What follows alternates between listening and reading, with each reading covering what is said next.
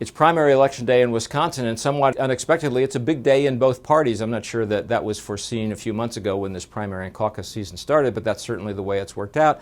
And as we discussed here last week, it continues to be the case that Wisconsin is looking like a tough place for the frontrunners. On the Republican side, Donald Trump looks as if he may actually lose. This would be his biggest loss since the Iowa caucuses. And Ted Cruz will be the beneficiary of that. He seems to be doing quite well in Wisconsin, where he has a very unified Republican establishment under Governor Scott Walker behind him.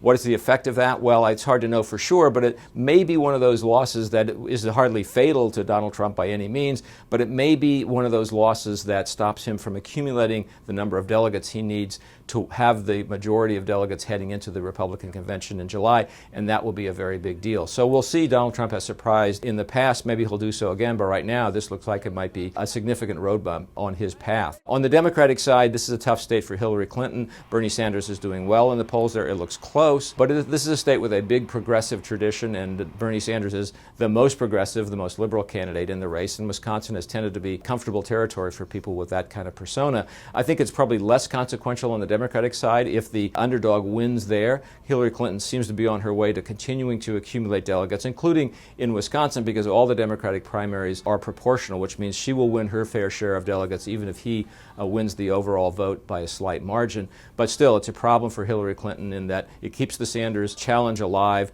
and shows that she's not as strong as she would like to project heading toward their convention and the Democratic side in July as well.